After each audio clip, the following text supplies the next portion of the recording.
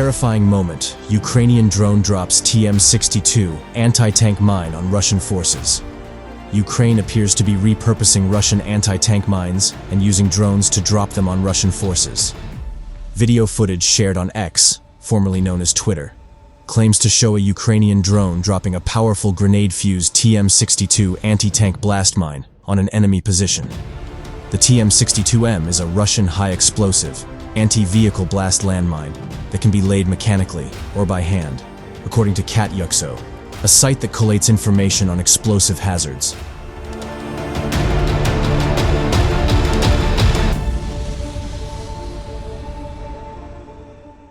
The mine can be used against tanks, self-propelled rockets, artillery stands, and armored trucks, per Atlas Internationale, a defense equipment supplier. They contain about 8 kilograms, or around 18 pounds of TNT, enough to cause extensive damage to enemy vehicles that trigger them, per the site. Russia's prolific use of landmines has left Ukraine as the most mined country in the world, with an area the size of Uruguay or Florida now contaminated with mines, shells, and bombs, the Washington Post reported. The sheer quantity of ordnance in Ukraine is just unprecedented in the last 30 years.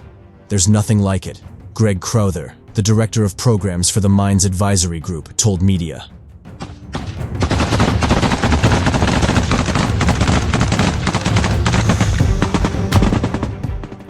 Approximately 30% of Ukraine's territory has been enveloped by fierce fighting, according to a recent report by Globsec, a think tank based in Slovakia.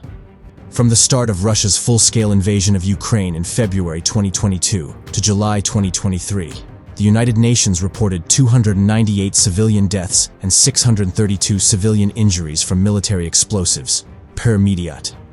Russian minefields are a serious obstacle for our troops, but not insurmountable, former Ukrainian Minister of Defense Oleksiy Reznikov told the media. We have skilled sappers and modern equipment, but they are extremely insufficient for the front that stretches hundreds of kilometers in the east and south of Ukraine, he added.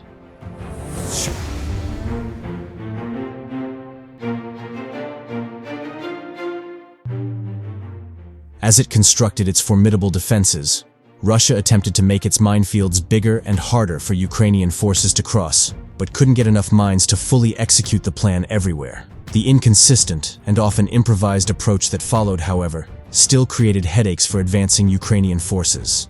A new report from the Royal United Service Institute land warfare experts Jack Watling and Nick Reynolds on Ukraine's fight details. Russian adaptations during the ongoing counteroffensive and irregular minefields are identified as particularly challenging aspects of the Russian defensive strategy that demand not only more equipment, but also innovative solutions.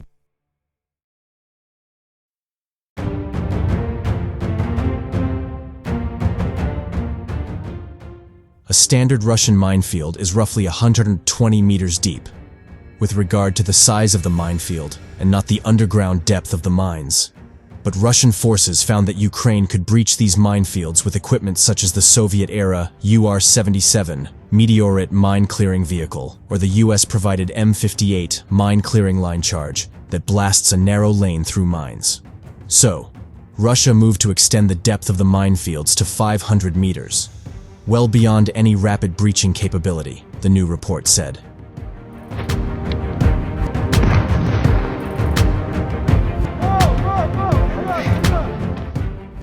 From a logistics standpoint, this plan created a problem, as Russian brigades were equipped to put down minefields in a manner consistent with the country's warfighting doctrine.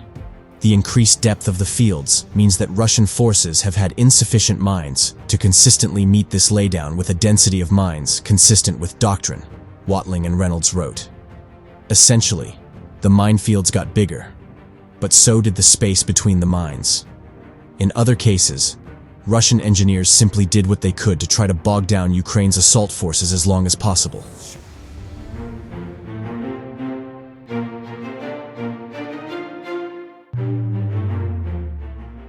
The result was that Russian minefields became irregular, which isn't necessarily out of the ordinary to begin with given terrain and time considerations. They varied in size and shape, and they consisted of improvised mine configurations that sometimes emphasized lethality over depth and density. For instance, The Russian ground forces and combat engineers tasked with blunting the much-anticipated Ukrainian counter-offensive sometimes put two anti-tank mines together, one atop the other, compensating for reduced density by ensuring that vehicles are immobilized by single mine strikes. Even those assets, equipped with dozer blades,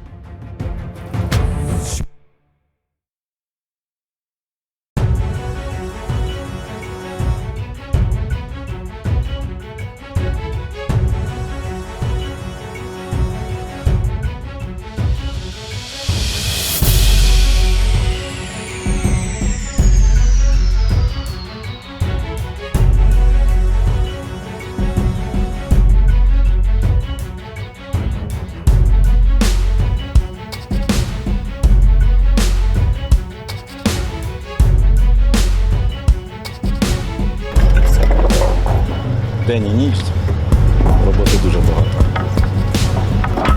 Як вас позов?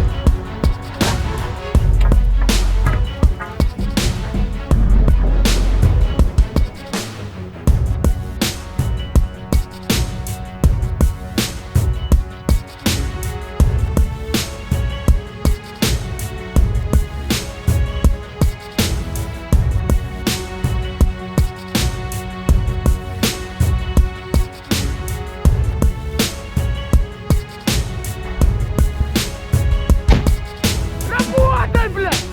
Работай!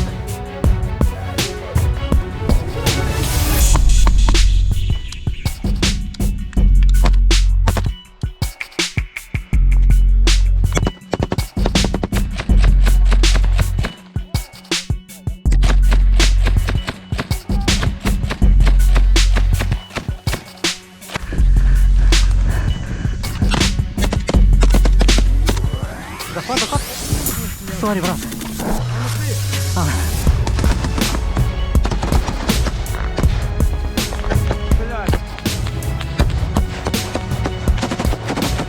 Огонь.